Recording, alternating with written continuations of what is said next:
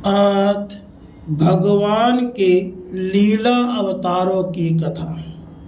ब्रह्मा जी कहते हैं, अनंत भगवान ने प्रलय के जल में डूबी हुई पृथ्वी का उद्धार करने के लिए समस्त यज्ञ में वराह शरीर ग्रहण किया था। आदि दैत्य हिरण्याक्ष जल के अंदर ही लड़ने के लिए उनके सामने आया। जैसे इंद्र ने अपने वज्र से पर्वतों के पंख कट डाले थे, वैसे ही वराह भगवान ने अपने दाढ़ों से उसके टुकड़े टुकड़े कर दिए। फिर उन्हीं प्रभु ने रूसी नामक प्रजापति की पत्नी आकुति के गर्भ से सुयज्ञ के रूप में अवतार ग्रहण किया। उस अवतार में उन्होंने दक्षिणा नाम की पत्नी से सुयम नामक देवताओं को उत्पन्न किया और तीनों लोकों के बड़े बड़े संकट हर लिए। इसी से स्वयंभू मनु ने उन्हें हरि के नाम से पुकारा। करदम प्रजापति के घर देवहूति के गर्भ से 9 बहिनों के साथ भगवान ने कपिल के रूप में अवतार ग्रहण किया। उन्होंने अपनी माता को आत्म ज्ञान का उपदेश किया, जिससे वे इस जन्म में अपने हृदय के संपूर्ण मल, तीनों गुणों की आसक्ति का सारा कीचड़ धोकर कपिल भगवान के वास्तविक स्वरूप को प्राप्त हो गई। महर्षि अत्रि भगवान को पुत्र रूप में प्राप्त करना चाहते थे। उन पे प्रसन्न होकर भगवान ने उनसे एक दिन कहा, मैंने अपने आप को तुम्हें दे दिया। इसी से अवतार लेने पर भगवान का नाम दत्तात्रेय पड़ा। उनके चरण कमलों के पराग से अपने शरीर को पवित्र करके राजा यदु और सहस्रा अर्जुन आदि ने योग की, भोग और मोक्ष दोनों ही सिद्धियां प्राप्त की। सृष्टि के प्रारंभ में मैंने विविध लोकों को रचने की इच्छा से तपस्या की। मेरे उस अखंड तप से प्रसन्न होकर उन्होंने तप अर्थ वाले सन नाम से युक्त होकर सनक, सनंदन, सनातन और सनत कुमार के रूप में अवतार ग्रहण किया। इस अवतार में उन्होंने प्रलय के कारण पहले कल्प के भूले हुए आत्म ज्ञान का ऋषियों के प्रति यथावत उपदेश किया, जिससे उन लोगों ने तत्काल परम तत्व का अपने हृदय में साक्षात्कार कर लिया। धर्म की पत्नी दक्ष कन्या मूर्ति के गर्भ से वे नर नारायण के रूप में प्रकट हुए। उनकी तपस्या का प्रभाव उन्हीं के जैसा है। इंद्र की भेजी हुई काम की सेना अप्सराएं उनके सामने जाते ही अपना स्वभाव खो बैठी। वे अपने हाव भाव से उन आत्म स्वरूप भगवान की तपस्या में विघ्न नहीं डाल सके। शंकर आदि महानुभाव अपनी रोष भरी दृष्टि से कामदेव को जला देते हैं, परंतु अपने आप को जलाने वाले असह्य क्रोध को वे नहीं जला पाते। वही क्रोध नर नारायण के निर्मय हृदय में प्रवेश करने के पहले ही डर के मारे कांप जाता है। फिर भला उनके हृदय में काम का प्रवेश तो हो ही कैसे सकता है। अपने पिता राजा उत्तानपाद के पास बैठे हुए 5 वर्ष के बालक ध्रुव को उनकी सौतेली माता सुरुचि ने अपने वचन बांधों से बेंध दिया। इतनी छोटी अवस्था होने पर भी वे उस ग्लानि से तपस्या करने के लिए वन में चले गए। उनकी प्रार्थना से प्रसन्न होकर भगवान प्रकट हुए और उन्होंने ध्रुव को ध्रुव पद का वरदान दिया। आज भी ध्रुव के ऊपर नीचे प्रदक्षिणा करते हुए दिव्य महर्षिगण उनकी स्तुति करते रहते हैं। कुमारगामी वेन का ऐश्वर्य और पौरुष ब्राह्मणों के हुंकार रूपी वज्र से जलकर भस्म हो गया। वह नरक में गिरने लगा। ऋषियों की प्रार्थना पर भगवान ने उसके शरीर मंथन से पृथ्वी के रूप में अवतार ग्रहण कर उसे नरकों से उबारा और इस प्रकार पुत्र शब्द को चरितार्थ किया। उसी अवतार में पृथ्वी को गाय बनाकर उन्होंने उससे जगत के लिए समस्त औषधियों का दोहन किया। राजा नाभि की पत्नी सुदेवी के गर्भ से भगवान ने ऋषभ देव के रूप में जन्म लिया। इस अवतार में समस्त आसक्तियों से रहित रहकर अपनी इंद्रियों और मन को अत्यंत शांत करके एवं अपने स्वरूप में स्थित होकर समदर्शी के रूप में उन्होंने जड़ों की भांति योगचर्या का आचरण किया। इस स्थिति को महर्षि लोग परमहंस पद अथवा अवधूत चर्या कहते हैं। इसके बाद स्वयं उन्हीं यज्ञ पुरुष ने मेरे यज्ञ में स्वर्ण के समान कांति वाले हयग्रीव के रूप में अवतार ग्रहण किया। भगवान का वह विग्रह वेदमय, यज्ञमय और सर्वदेवमय है। उन्हीं की नासिका से श्वास के रूप में वेदवाणी प्रकट हुई। चाक्षुष मनवंतर के अंत में भावी मनु सत्यव्रत ने मत्स्य के रूप में भगवान को प्राप्त किया। उस समय पृथ्वी रूप नौका के आश्रय होने के कारण वे ही समस्त जीवों के आश्रय बने।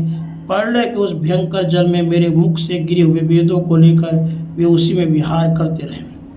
जब मुख्य मुख्य देवता और दानव अमृत की प्राप्ति के लिए क्षीर सागर को मथ रहे थे, तब भगवान ने कच्छप के रूप में अपनी पीठ पर मंदराचल धारण किया। उस समय पर्वत के घूमने का उसकी रगड़ से उनकी पीठ की खुजलाहट थोड़ी मिट गई, जिससे वे कुछ क्षणों तक सुख की नींद सो सके। देवताओं का महान भय मिटाने के लिए उन्होंने नरसिंह का रूप धारण किया। फड़कती हुई भौहों और तीखी दाढ़ों से उनका मुख बड़ा भयानक लगता था। हिरण्यकशिपु इन्हें देखते ही हाथ में गदा लेकर उन पर टूट पड़ा। उस पर भगवान नरसिंह ने दूर से ही पकड़कर अपनी जांघों पर डाल दिया और उसके छटपटाते रहने पर भी अपने नखों से उसका पेट फाड़ डाला। बड़ी भारी सरोवर में महाबली ग्रह ने गजेंद्र का पैर पकड़ लिया। जब बहुत थककर वह घबरा गया, तब उसने अपनी सूंड में कमल लेकर भगवान को पुकारा, हे आदि पुरुष, हे समस्त लोगों के स्वामी, हे श्रवण मात्र से कल्याण करने वाले। उसकी पुकार सुनकर अनंत शक्ति भगवान चक्रपाणी गरुड़ की पीठ पर चढ़कर आए और अपने चक्र से उन्होंने ग्रह का मस्तक उखाड़ डाला। इस प्रकार कृपा परवश भगवान ने अपने शरणागत गजेंद्र की सूंड पकड़कर उस विपत्ति से उसका उद्धार किया। भगवान वामन अदिति के पुत्रों में सबसे छोटे थे, परंतु गुणों की दृष्टि में वे सबसे बड़े थे, क्योंकि यज्ञ पुरुष भगवान ने इस अवतार में बलि के संकल्प छोड़ते ही संपूर्ण लोगों को अपने चरणों से ही नाप लिया। वामन बन के उन्होंने 3 पग पृथ्वी के बहाने बलि से सारा पृथ्वी ले तो लिया ही, परंतु इससे यह बात सिद्ध कर दी, सन्मार्ग पर चलने वाले पुरुषों को याचना के सिवा और किसी उपाय से समर्थ पुरुष भी अपने स्थान से नहीं हटा सकते। दैत्यराज बलि ने अपने सिर पर स्वयं वामन भगवान का चरणामृत धारण किया था। ऐसी स्थिति में उन्हें जो देवताओं के राजा इंद्र की पदवी मिली, इसमें कोई बलि का पुरुषार्थ नहीं था। अपने गुरु शुक्राचार्य के मना करने पर भी वे अपनी प्रतिज्ञा के विपरीत कुछ भी करने को तैयार नहीं हुए, और तो क्या भगवान का तीसरा पग पूरा करने के लिए उनके चरणों में सिर रखकर उन्होंने अपने आप को भी समर्पित कर दिया। तुम्हारे अत्यंत प्रेम भाव से परम प्रसन्न होकर हंस के रूप में भगवान ने तुम्हें योग, ज्ञान और आत्म तत्व को प्रकाशित करने वाले भागवत धर्म का उपदेश किया। वह केवल भगवान के शरणागत भक्तों को ही सुगमता से प्राप्त होता है। वे ही भगवान श्याम्भु आदि मनवंतर में मनु के रूप में अवतार लेकर मनु वंश की रक्षा करते हुए 10 दिशाओं में अपने सुदर्शन चक्र के समान तेज से बेरोक टोक निष्कंटक राज्य करते हैं।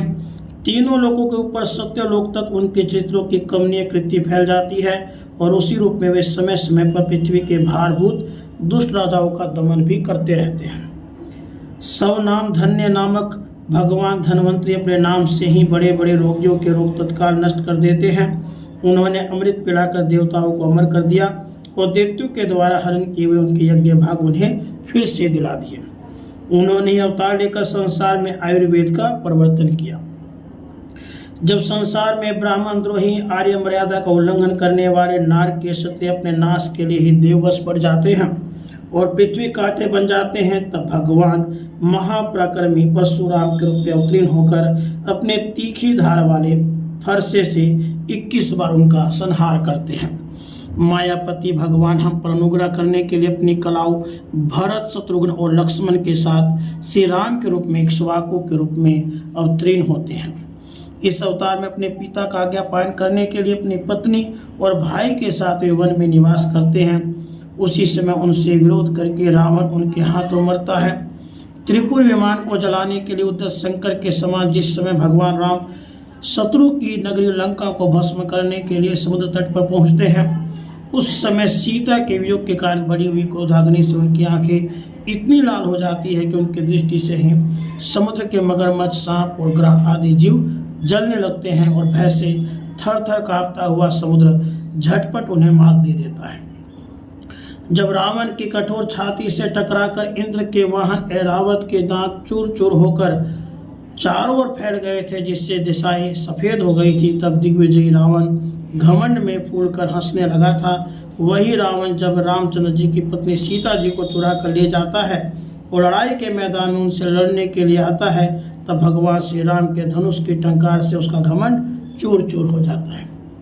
जिस समय झुंड के झुंड दैत्य पृथ्वी को रोन डालेंगे, उसका भार उतारने के लिए भगवान अपने सफेद और काले केस से बलराम और श्री कृष्ण के रूप में कला अवतार ग्रहण करेंगे।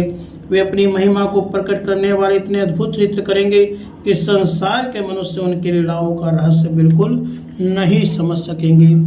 बचपन में ही पूतना के प्राण हर लेना, 3 महीने की अवस्था में पैर उछालकर बड़ा भारी छकड़ा उलट देना, घुटनों के बल चलते चलते आकाश को छूने वाले यमुना अर्जुन वृक्षों के बीच में जाकर उन्हें उखाड़ देना, ये सब ऐसे कर्म हैं जिन्हें भगवान के सिवा और कोई नहीं कर सकता। जब कालिया नाग के विष से दूषित हुआ यमुना जल पीकर बछड़े और गोपालक मर जाएंगे, तब वे अपनी सुधामयी कृपा दृष्टि के वर्षा से उन्हें जीवित कर देंगे और यमुना जल को शुद्ध करने के लिए उसमें विहार करेंगे। विष की शक्ति से जीव ललपाते कालिया नाग को वहां से निकाल देंगे। उसी दिन रात को जब सब लोग वहीं यमुना तट पे सो जाएंगे, दाव अग्नि से आसपास मूंज का वन चारों ओर से जलने लगेगा। तब बलराम जी के साथ वे प्राण संकट में पड़े हुए व्रजवासियों को उनकी आंख बंद कराकर उस अग्नि से बचा लेंगे। उनकी यह लीला भी अलौकिक ही होगी।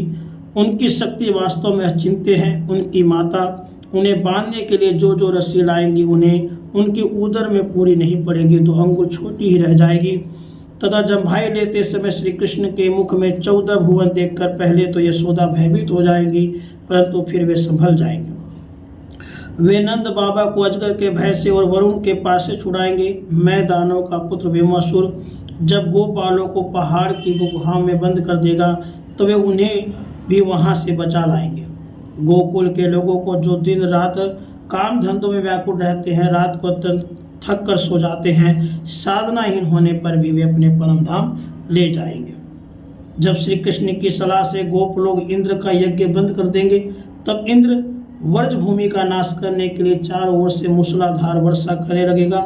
इससे उसकी तथा उनके पशुओं की रक्षा करने के लिए भगवान कृपा परवशी 7 वर्ष की अवस्था में 7 दिन तक गोवर्धन पर्वत को एक ही हाथ से कुकुरमुते की तरह खेल खेल में धारण किया करेंगे। वृंदावन में विहार करते हुए रास करने की इच्छा से वे रात के समय जब चंद्रमा की उज्जवल चांदनी चारों ओर छिटक रही होगी, अपनी बांसुरी पर मधुर संगीत की लंबी तान छेड़ेंगे।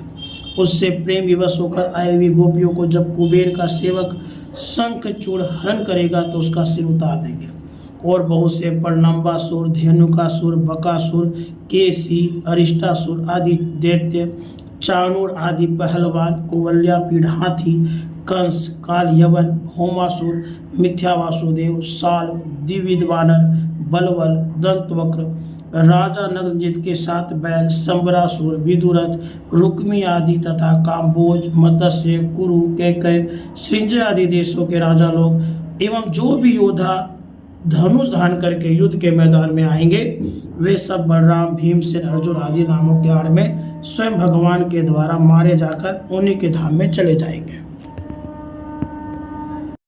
समय के फेर से लोगों की समझ कम हो जाती है, आयु भी कम होने लगती है।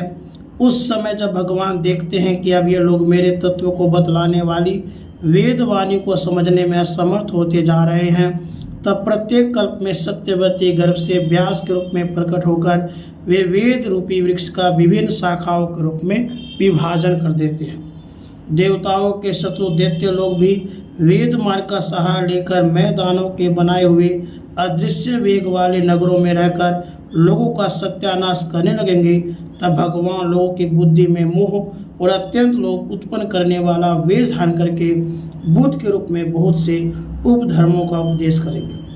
कलयुग के अंत में जब सत्पुरुषों के घर भी भगवान की कथा होने में बाधा पड़ने लगेगी, ब्राह्मण, क्षत्रिय, वैश्य, पाखंडी और शूद्र राजा हो जाएंगे।